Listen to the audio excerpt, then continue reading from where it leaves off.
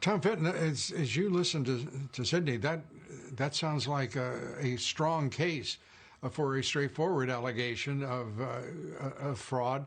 The two programs that she just mentioned, I'm going to ask you right now, have you ever heard of them? Because I had not heard of them. No, I mean, there have been noises about it on the internet, but I don't know anything beyond what Sydney's reporting now. I go back to the numbers you reported at the beginning of the segment. The president was winning on Tuesday, right. And he's not winning now. And he's not winning now as a result of a process that the voters can't have confidence in, the state legislatures can't have confidence in, in my view, the courts can't have confidence in. So the question is, are the courts going to undo what went on? I don't know. But the state legislatures in Georgia, Pennsylvania, Michigan, Wisconsin, perhaps Arizona, they now have an opportunity to make a stand on behalf of the rule of law. Are they going to endorse what went on this week, or are they going to appoint a clean slate of electors that supports President Trump?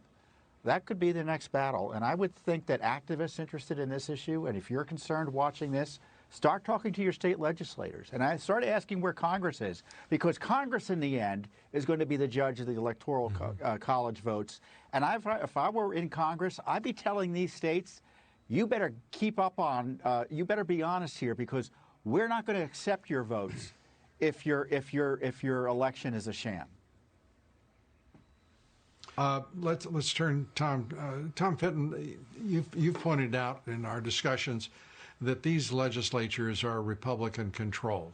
Who can take that message to them, and precisely how likely is it that they would be receptive to a clean slate of electors who would represent, say, the state of Pennsylvania? That's a Republican legislature, and stand up for the integrity of elections and support the president. Well, the focus from the media and activists and regular voters and citizens need to be brought to bear here.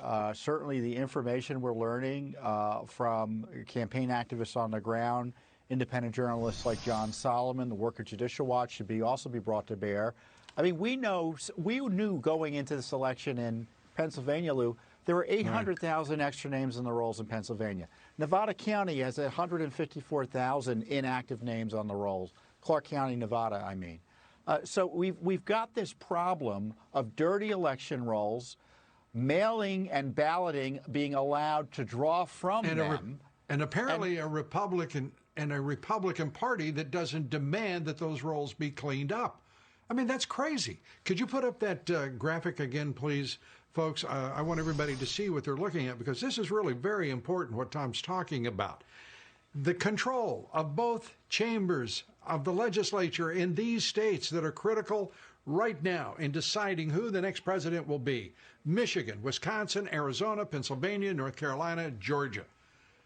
They must play a role in this to preserve the integrity, just as Tom Fitton is urging.